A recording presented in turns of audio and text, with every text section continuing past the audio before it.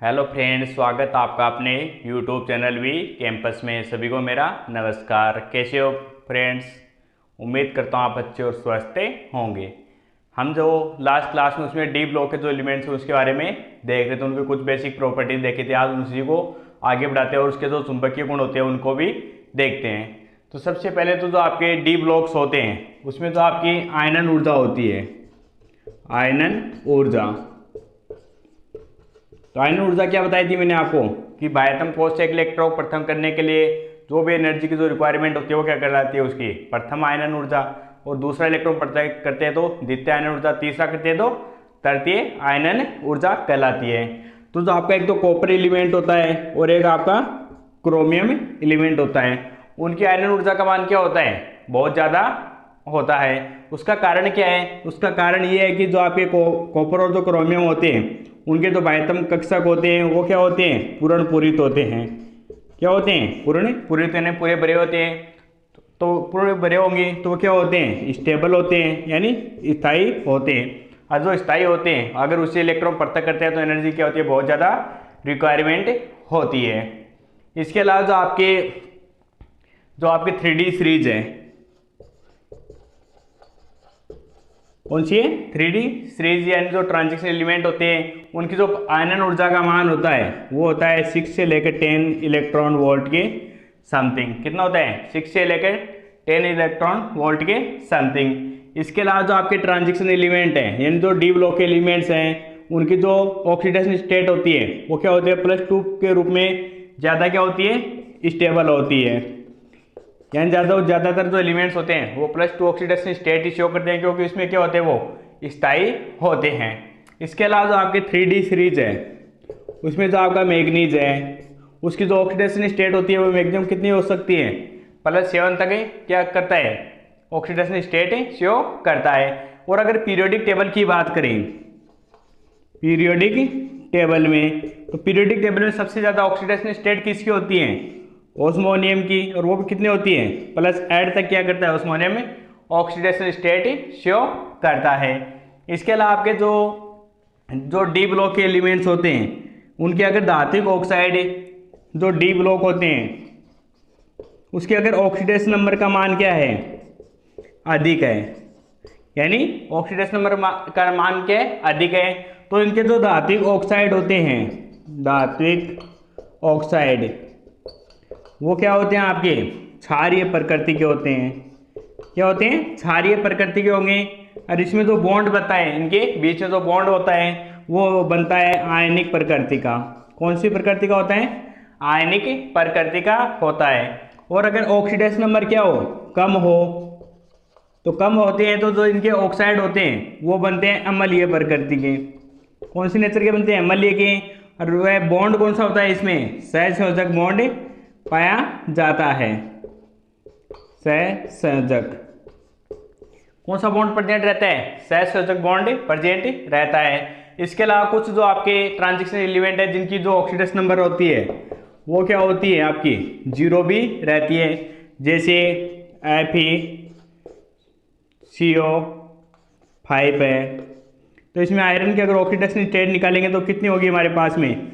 0 होगी, क्योंकि आपका CO होता है वो क्या आपका उदासीन परमाणु है। क्या आपका उदासीन परमाणु है। इसी प्रकार आपका निकल है, निकल CO4, अगर इसकी ऑक्सीडेशन स्टेट निकालेंगे निकल की तो भी हमारे को कितनी प्राप्त होगी? 0 प्राप्त होती है, क्योंकि आपका जो कार्बोनिल कंपाउंड है वो क्या है? उदासीन लिगेंड है, उसकी ऑक्सीडेशन स्टेट क्या होती है? 0 होती है। इसलिए निकल की क्या है? 0 है। इसमें आयरन की क्या होती है? 0 होती है। इसके अलावा आपके जो कुछ ट्रांजिशन एलिमेंट होते हैं वो क्या करते हैं? आपके जो कैटालिस्ट होते हैं, उत्प्रेरक होते हैं, उसकी तरह भी बिहेव करते हैं। किसकी तरह? कैटालिस्ट की तरह। तो कैटालिस्ट क्या होते हैं कि वे पदार्थ जो क्या करते हैं? अभिक्रिया के वेग को बढ़ा भी देते हैं, घटा भी सकते हैं, लेकिन स्वयं क्या रहते हैं? अपरिवर्तित रहते हैं। केवल इसकी जो फिजिकल प्रॉपर्टी, भौतिक जो अवस्था होती है उसमें चेंज आ सकता है। वो क्या वो कहलाते हैं? उत्प्रेरक कहलाते हैं। और जो उत्प्रेरक होते हैं वो कभी भी रिएक्शन को स्टार्ट नहीं करते हैं। जैसे हमारे पास में जो आपका वनस्पति जो तेल होता है, RCH double bond CH3 WR। अगर उसकी रिएक्शन क्या करा रहे हैं, हाइड्रोजन के साथ में किसकी प्रेजेंस में, निकल की प्रेजेंस में। ये क्या अपना वनस्पति तेल। तो यानी वनस्पति तेल की रिएक्शन किसके साथ में, हाइड्रोजन के साथ में अनसैचुरेटेड। तो जैसे हाइड्रोजन के साथ में कराते हैं वो किस में कन्वर्ट हो जाता है, वनस्पति घी में क्या हो जाता है, कन्वर्ट हो जाता है। ये अपना क्या है, वनस्पति घी यानी सैचुरेटेड। तो कहने का मीनिंग क्या है, यहाँ पर निकल के डी ब्लॉक का एलिमेंट जो क्या कर रहा है, कैटालिस्ट की तरह बिहेव करता है। तो जो अपना जो डाल्डा घी आता है वो क्या आता है, जो तेल होता है उसमें हाइड्रोजन गैस को क्या किया जाता है, प्रोवाइड किया जाता है किसकी प्रेजेंस में, निकल की प्रेजेंस में। तो किसमें कन्वर्ट हो जाता है, हाइड्रोजन वो वनस्पति घी में क्या हो जाता है, कन्वर्ट हो जाता है। यानी तेल से क्या बनाया जाता है, घी। तेल क्या होता है, अनसैचुरेटेड संतृप्त होते हैं, जबकि घी क्या होता है, अपना संतृप्त होता है। इसी प्रकार आपका अगर Fe जो आपके अमोनिया का फॉर्मेशन अगर कराना हमारे को, अमोनिया का फॉर्मेशन किससे होता है, N2+3H2 किसकी प्रेजेंस में, आयरन अथवा मोलिब्डेनम की प्रेजेंस में किसका फॉर्मेशन होता है, अमोनिया का। तो यहाँ पर आयरन और जो मोलिब्डेनम होता है वो क्या कर रहे हैं, किसका तरह बिहेव कर रहे हैं, यहाँ पर कैटालिस्ट की तरह बिहेव कर रहे हैं। इसी प्रकार जो आपकी एल्कीन होती है CH2 डबल बॉन्ड CH2, इसके कितने मॉलिक्यूल, N मॉलिक्यूल। अगर इसकी रिएक्शन क्या कराते हैं, टाइटेनियम टेट्राक्लोराइड ये Cl4 की अगर प्रेजेंस में कराते हैं तो किसका फॉर्मेशन होता है, ये एल्कीन का फॉर्मेशन। अगर तो क्या होता है, पॉलीथीन का फॉर्मेशन हो जाता है। इस प्रकार कितने मॉलिक्यूल होते हैं, N कंटेनिंग, ये क्या आपका पॉलीथीन। यानी एल्कीन की रिएक्शन टाइटेनियम टेट्राक्लोराइड प्रेजेंस कराते हैं, किसका फॉर्मेशन हो रहा है, पॉलीथीन का फॉर्मेशन हो जाता है। यानी बहुत सारे मॉलिक्यूल क्या होते हैं, आपस में आकर अटैच हो जाते हैं। जैसे अटैच होंगे उसमें किसका फॉर्मेशन हो जाता है, हमारे पास में पॉलीथीन का फॉर्मेशन हो जाता है। ये तो क्या थे अपने जो कैटालिस्ट की तरह कुछ रिएक्शन में पार्ट। इसके अलावा और भी एग्जाम्पल जिसमें क्या करते हैं, जो डी ब्लॉक के एलिमेंट्स होते हैं वो क्या करते हैं, कैटालिस्ट की तरह बिहेव करते हैं। इसके अलावा देखते हैं जो अपने जो डी ब्लॉक होते हैं उनके जो चुंबकीय गुण द्रव्य क्या होते हैं, चुंबकीय गुण, चुंबकीय गुण। तो चुंबकीय गुण क्या होते हैं, जो क्या करते हैं, हमारे कोई भी अगर पदार्थ हो उसको क्या करते हैं, चुंबकीय गुण का अगर पता लगाना आपको कि वो चुंबकीय है या नहीं है, तो उसकी एक तो क्या होती है आपकी चक्रण गति होती है, चक्रण गति। एक क्या होती है आपकी कक्षीय गति होती है, कक्षीय गति।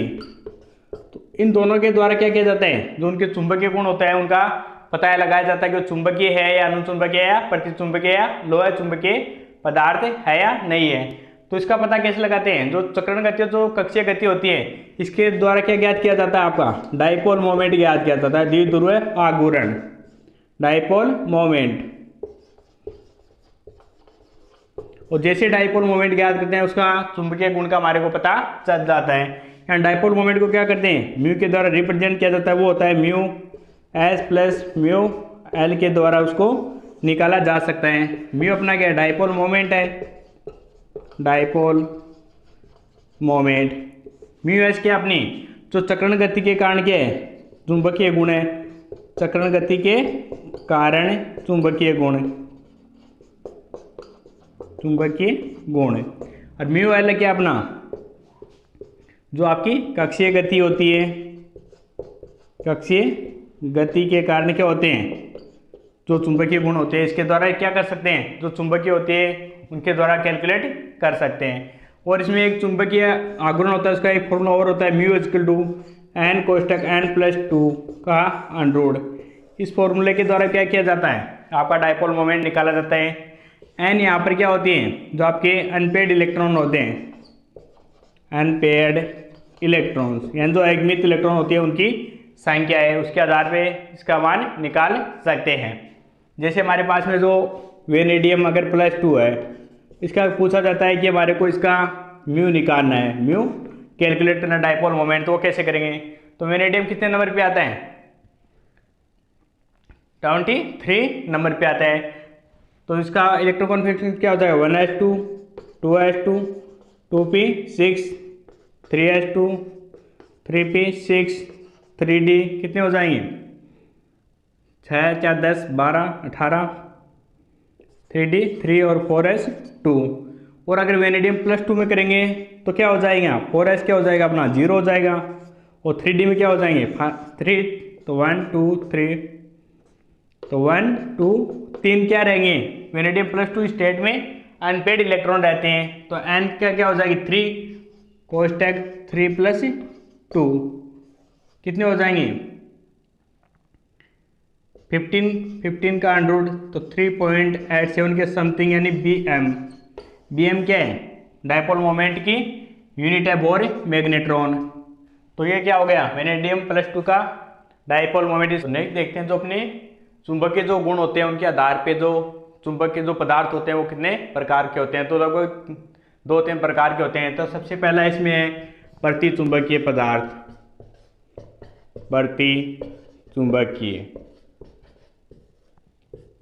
तो प्रति चुंबकीय क्या होते हैं कि वे यौगिक जिनको क्या करना है, कोई भी अगर जो हमारे पास में जो एलिमेंट्स अगर उनको क्या कर रहे हैं चुंबकीय क्षेत्र में रखा जाता है, तो जो चुंबकीय बल रेखाएं होती हैं उनको क्या करते हैं, प्रतिकर्षित करते हैं, तो वो क्या कहलाते हैं, प्रति चुंबकीय कहलाते हैं। जैसे हमारे पास में 2 मैग्नेट है, नॉर्थ और ये इसके 2 पोल है, नॉर्थ और साउथ।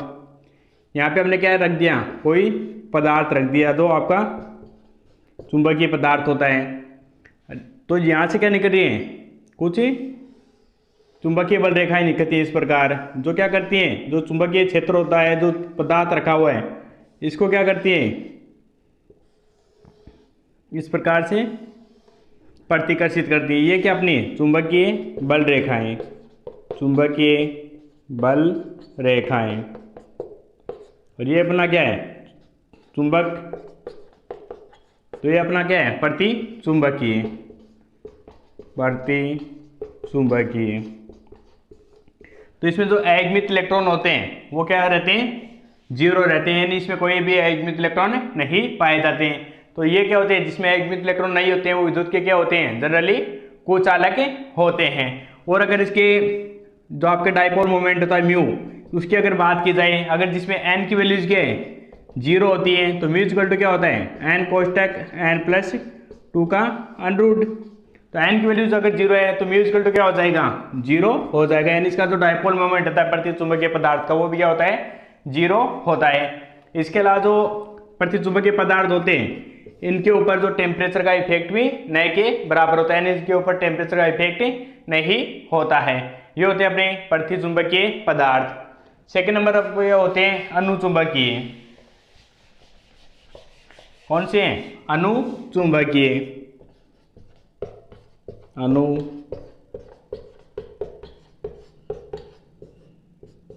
तो जो अनुचुंबकीय पदार्थ होते हैं उसमें क्या होता है, एक तो आपके जो अयस्मित इलेक्ट्रॉन्स होते हैं वो क्या रहते हैं, उपस्थित रहते हैं, यानी अयस्मित इलेक्ट्रॉन इसमें पाए जाते हैं। तो अयस्मित इलेक्ट्रॉन होंगे तो इसका डायपोल मोमेंट भी क्या होगा, कुछ ना कुछ होगा, जरूर होगा, कुछ न कुछ होगा।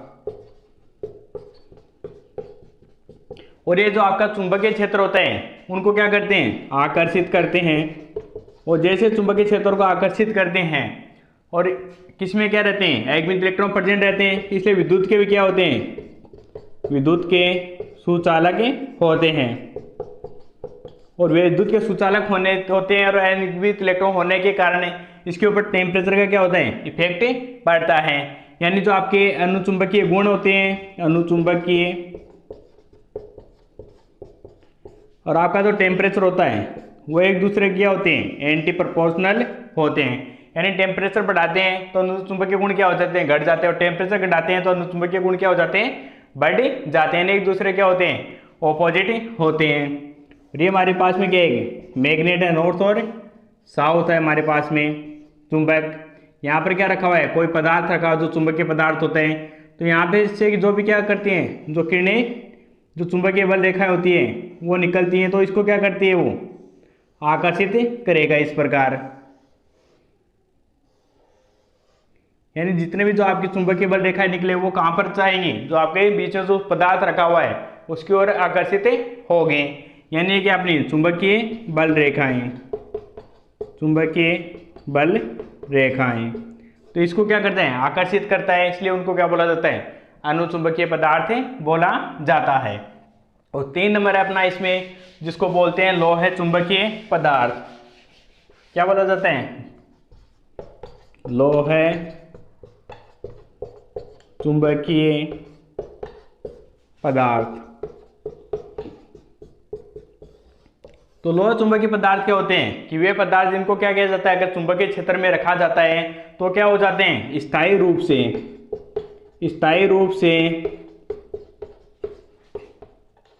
चुंबक, स्थायी रूप से क्या हो जाते हैं, चुंबकीय बन जाते हैं। यानी अगर चुंबकीय क्षेत्र हटा भी ले तो भी क्या करते हैं, वो मैग्नेट की तरह ही बिहेव करते हैं। उन पदार्थ को क्या बोला जाता है, लोह चुंबकीय पदार्थ बोला जाता है।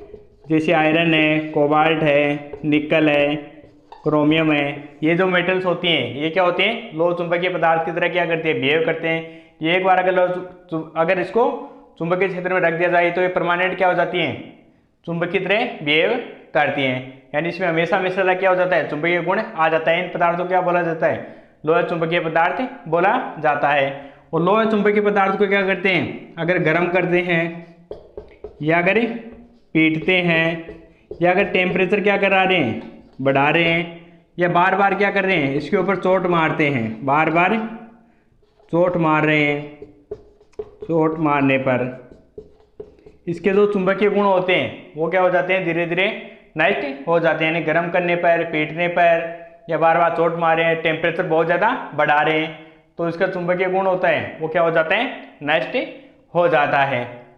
और जो आपके स्थायी चुंबक बनाने के लिए क्या करते हैं, जनरली इन्हीं मेटल्स का क्या करते हैं, यूजेज किया जाता है। तो ये थे अपने जो चुंबकीय गुण के आधार पे 3 प्रकार, प्रतीक चुंबकीय, अनुचुंबकीय और लोह चुंबकीय। तो जो लोह चुंबकीय होते हैं उसमें भी क्या होते हैं, जो आपके अयस्मित इलेक्ट्रॉन होते हैं वो क्या रहते हैं, उपस्थित रहते हैं। और जैसे क्या करते हैं, अयस्मित इलेक्ट्रॉन अगर उसमें उपस्थित है तो ये भी क्या होंगे, अनुचुंबकीय की तरह क्या करते हैं, बिहेव करते हैं। और इसमें जो आई का डाइपोल मोमेंट होता है वो भी कुछ ना कुछ इसमें प्रेजेंट रहता है। और विद्युत के क्या होते हैं, ये भी विद्युत के चालक होते हैं। यानी अयस्मित इलेक्ट्रॉन जिसमें उपस्थित होते हैं वो क्या होते हैं, विद्युत के चालक होते हैं, जो इलेक्ट्रिसिटी का क्या करते हैं, कंडक्शन करते हैं अपने में से। तो ये थे अपने अनुचुंबकीय या जो चुंबकीय गुण के आधार पे उनके प्रकार। तो ये अपना हो गया डी ब्लॉक के कंप्लीट। इसके बाद देखते हैं एफ ब्लॉक के और उसके जो एलिमेंट्स होते हैं वो क्या क्या होते हैं। तो उम्मीद करता हूँ दोस्तों आपको वीडियो अच्छा लगा। वीडियो आपको अच्छा लगे तो चैनल को लाइक शेयर और सब्सक्राइब कर दीजिए। Thank you.